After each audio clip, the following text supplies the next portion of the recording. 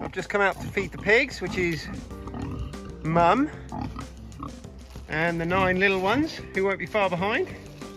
All doing really well, the ones that are still with us. Look at them go. Ready for dinner? I didn't bring the tripod out with me because I wasn't expecting to be doing any filming, but here we are. Yeah, the pigs are doing really, really well. Now, I've said it before, there's something very, very cute about baby animals. And these guys are no different. Look, starting to eat solids, look. Found some tomato.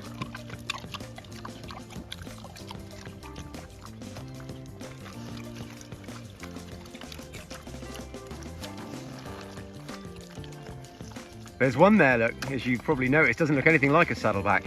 Mum is a crossbreed, but Dad was a pure saddleback. Hey Mum, you're doing a good job. So, we haven't managed to get them moved yet, which is something we're planning on doing this week. It's just trying to line everything up. The people whose land that they're going on to have actually gone away on holiday, and they wanted us to go there and sort of walk the course with them and work out where they're going first, etc, etc. And we just haven't been able to do that, but we're that close to the finish line now that it feels at least like the pressure's off.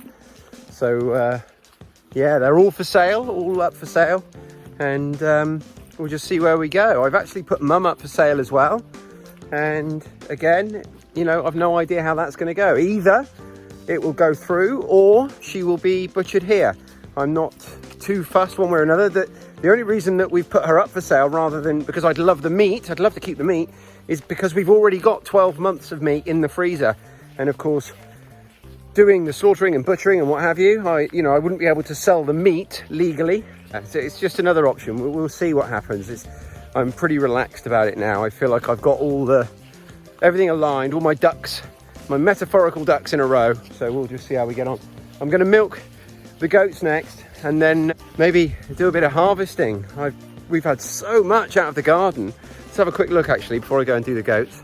I've got hopefully a garden tour video, July garden tour video coming out in the next couple of days. So I won't show you too much, but you can see we've harvested the first quarter of our potatoes. We've had a phenomenal yield. I'm so happy with them.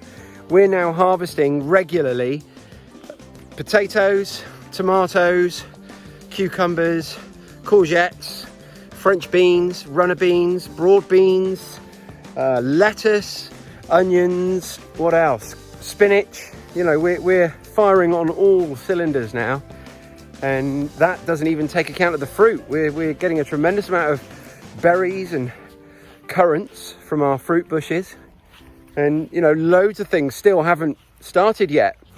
We're still waiting for. We've got so many different items that aren't ready yet. We've also had some raspberries, a few of those, not loads, but there'll be more year on year from here on in. We've had gooseberries. It's just, yeah, what a fantastic time of year. And when we get a little hit of weather like this, which is too hot for a lot of people can't cope with it. My wife's among them. She really struggles with the heat. It's about 34 degrees today, according to the gauge on my car. And that might not sound like a lot to some of you, but you need to remember, in the UK, we're not used to it. We're not geared up for it. We don't have air conditioning in any of our homes, or very, very few. And yeah, so it's difficult to get some respite. Been lots and lots of, I don't think I've ever had so many cold showers, or cool showers, shall I say. Hey Sydney, how you doing? I'm gonna go and feed your girls. Yeah, milk your girls, and then I'll bring some down for you, okay? So yeah, I'm gonna go milk the goats now, and I'll catch up with you guys a little bit later.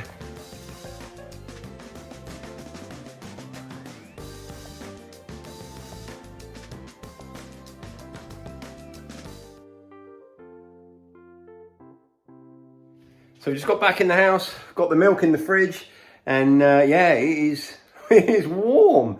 We're typical Brits, we're always talking about the weather, so forgive me for that. So I just wanted to show you what we're having for tea.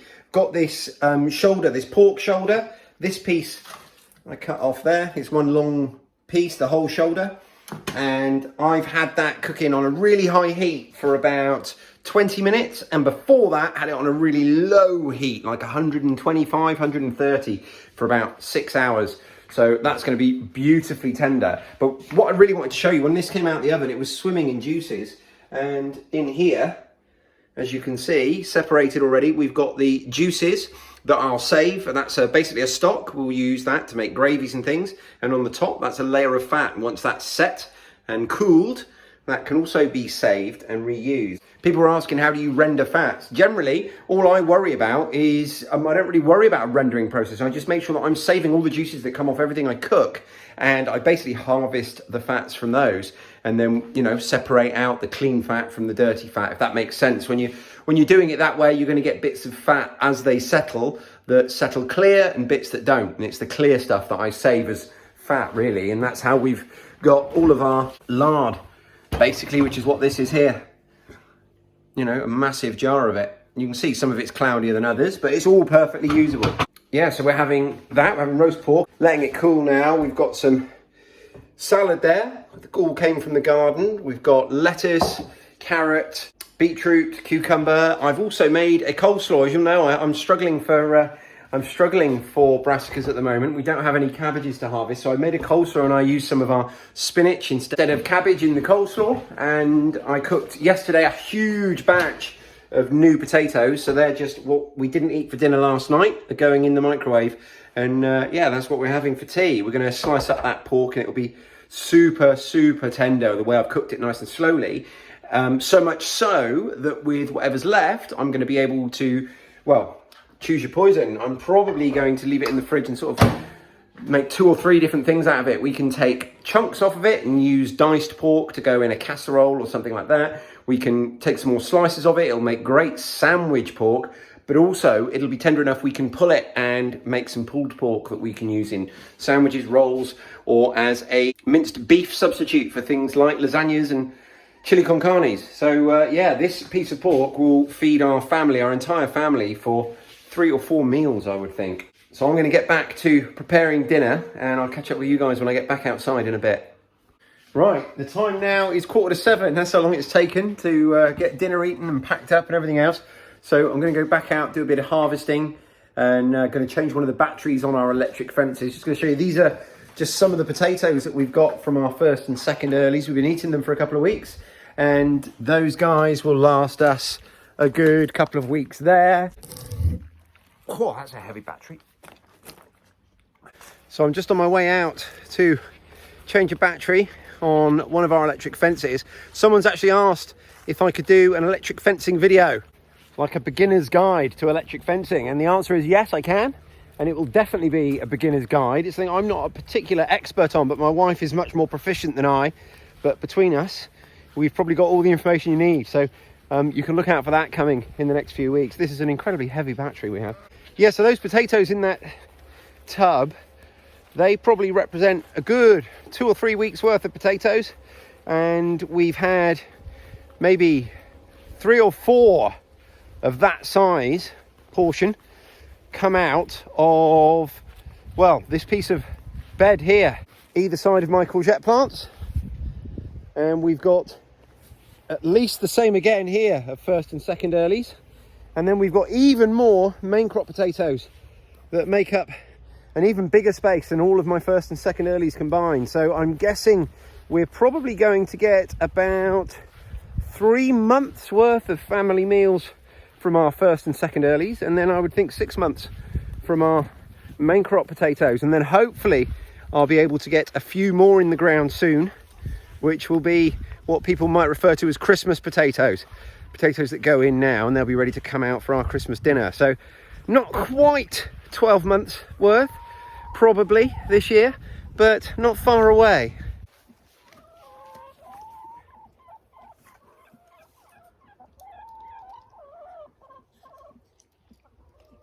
So while I'm up here, I'm just checking on the chickens' water, although my wife has recently done that. I'm also going to top up our trough here for our goats. They're drinking a lot at the moment, as you might imagine, with the weather, and you know, we are making sure. Hey girls, happy? You look at, we're obviously making sure they've got lots and lots of water. Their milk production has actually dropped off the last couple of days, and I put that down just to this heat and sun and how dry everything is. But I'm not concerned. We'll be fine. We're still bringing in about 4.25 litres a day, which is fine for us. It's actually slightly more manageable than the 5.25 or so that we have averaged so far this year. So yeah, slightly more manageable, a little bit less for me to have to, a little bit less surplus beyond our daily needs. And when I say daily needs, I'm including things like, you know, cheese making and yogurt making and all that kind of stuff. So I'm just going to go and turn the tap on for that hose, and then the next thing we're going to do is we're going to go up and do a little bit of harvesting. We've already done some today already. Like I say, those potatoes have come in, or some of those potatoes have come in today. The reason I did that was because I had to make room for some more things that were really desperate to get in the ground. My succession planting of purple TP dwarf French beans and some chard, and also some succession planting of Cos lettuce. So as I said, I'll be doing a comprehensive garden tour at some point in the next few days where I'll talk you through everything in a bit more detail. But suffice it to say that we've taken out, you know, a fair amount of things now. Potatoes and some other things that have overwintered, but we've already filled all that space. As you can see, there's lots of new seedlings gone in everywhere you look, and that makes me feel great. This is the first year I feel like I've really nailed that, and whenever there's anything coming out, I've got stuff ready to go in its place straight away. So we're slowly turning around from, you know, a state of play where we had about half of our bed given to potatoes, and you know, that was taking up space and I was ready to replace it, to that half but getting smaller and smaller all the time. Down through here I've done a bit of weeding this week, so all this was basically grass. And I've revealed all of my swede, which are all doing amazingly. I'm really happy with them. And some of my brassicas are starting to come back, particularly some of the cabbages and some of the purple sprouting broccoli. So I'm really happy with that. I have lost, though, I think, in terms of cropping. I don't think I'm going to get a summer crop of broccoli or cauliflower. But there you go, c'est la vie. It's a trade-off I made in terms of effort and workload and netting things. I just didn't. Obviously, you can see I've got quite a bit of weeding to do in that last bit just there. Got some thistles and stuff, but they're actually going to be really easy to take care of, so I haven't stressed too much over them. But one of the things we're going to harvest is this giant Cos lettuce, which has just done really well. We've got lettuce dotted all over the bed, but this guy down here, he's not protected from the sun at all, and neither are his brothers and sisters just there. That's sort of a cut and come again patch. We've got a few more baby Cos dotted around the place, and a load more elsewhere. But this guy, I'm taking him in, even though we don't need him today. We'll certainly eat him in the next couple of days, and I'm just worried with this weather about him running to seed. So we're going to pull him in now. And as you can see down here, just next to where he was, there's a few others ready to take his place. Obviously these will be the next ones we harvest back here. But that really is a whopper. We'll get 2 or 3 family meals worth of salads out of that guy. And the next thing that's sort of desperate for me to harvest is this row of bush beans up through here, because it's really important to harvest your beans nice and regularly, because particularly the dwarf French beans and beans that don't get to a big size, because it's not going to take them long for the plant to think it's done its job and it's produced all of its offspring, all of its seeds. So the more we can crop it, the more it will crop. It's just, you know, the plant's way of thinking, I need to produce those seeds. And if we keep taking them, just like deadheading flowers, it's going to keep producing more and more and more. So we're going to take these and harvest these plants right now. They're such prolific plants for a tiny little plant. I mean, it's no more than 12 inches high, and, you know, similar spacing. And we're going to be taking, well, I'll show you, just a crazy amount of produce from each of these plants every few days. So that's from just one of these plants. I will pull some weeds while I'm working through. Can't resist a little bit of weeding as I go. Well, that's good. Means when I do come out, you know, with the intention of weeding, there's that little bit less to do. But I do tend to, rather than, you know, coming out to weed, I tend to, wherever I'm working, if I'm cropping something, if I'm sowing something, I'll just tend to weed as I go. And then with me, that quite often has a tendency to spill over into weeding additional areas. That, all from one plant.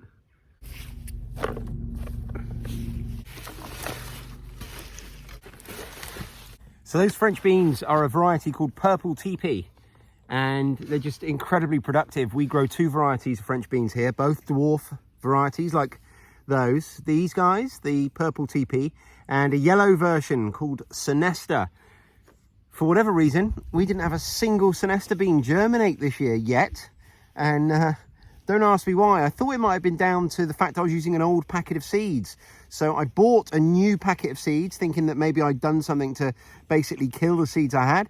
And no, wasn't that, something else. So nothing I can do about it. It is what it is. I've also just harvested a few of these beetroot. Now, you can eat the leaves, you can eat the stalks, but at this time of year, we have such an abundance that we don't need the greens. So these are going to go to the animals, and this is going to come into the kitchen. And my wife's in the house. She just harvested some of her peas, and she's in there shelling them. So she said she doesn't mind doing a few extra. So hopefully, if I get in time, if I stop weeding long enough and go and harvest some peas, she might shell some of my peas for me as well.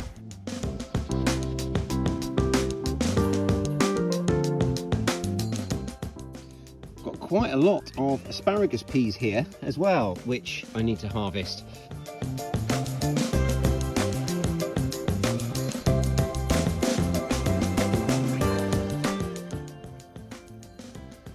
In fact, I think what I'm going to do is I'm going to go in, as soon as I've finished harvesting what I've got left to harvest here, which are these and then just some broad beans, I think I'm going to go in and try them straight away so I can let you guys know the verdict.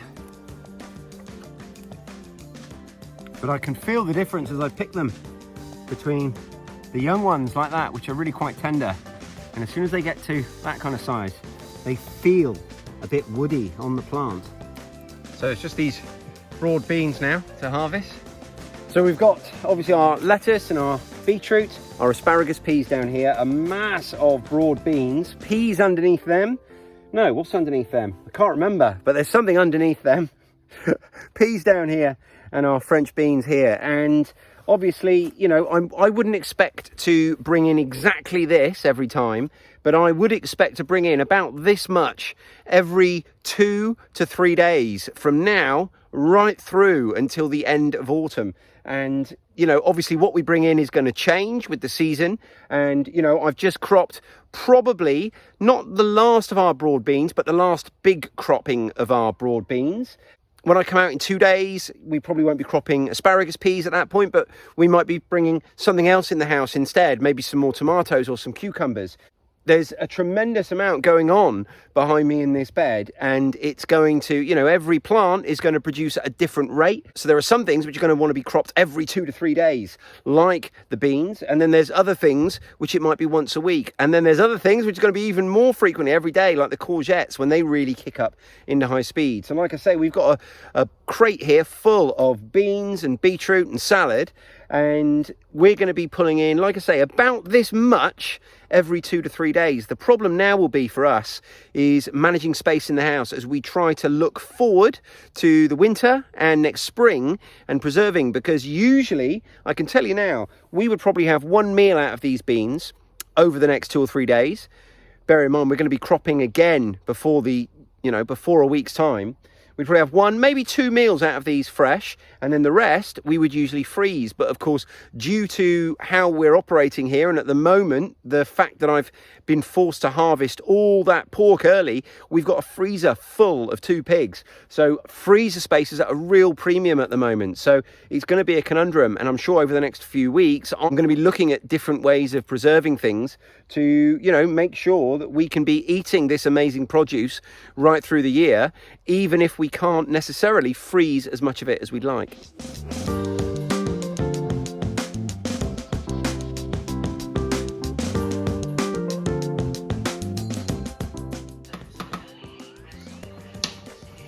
So I've just quickly Googled, you know, how you cook them, and apparently just boiling for 5 minutes is just about perfect.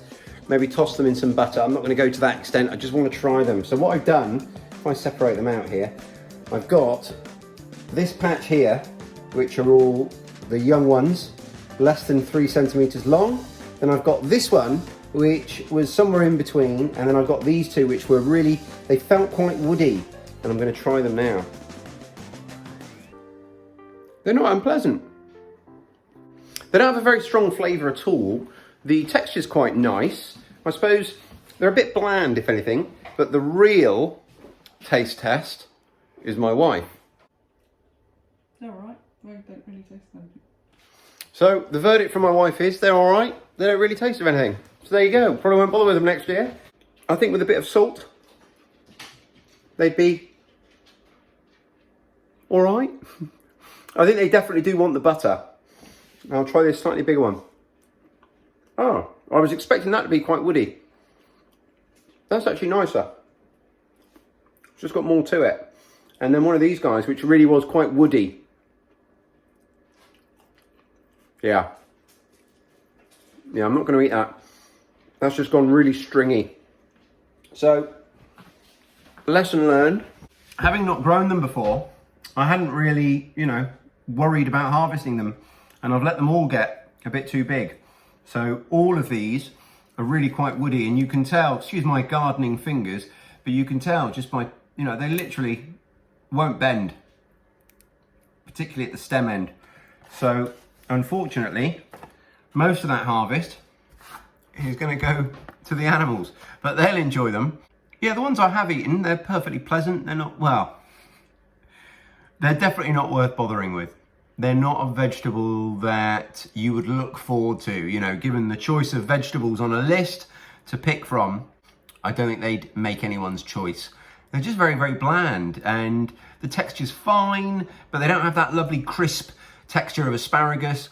They don't have that lovely sweet flavour of peas. They don't really have anything. They're just perfectly fine, perfectly edible. If, you know, if that was all you had no choice, then fine. They'd go on a plate of food quite fine, and they wouldn't upset anyone, or at least, you know, they wouldn't upset me. But in terms of seeking them out, I don't think so.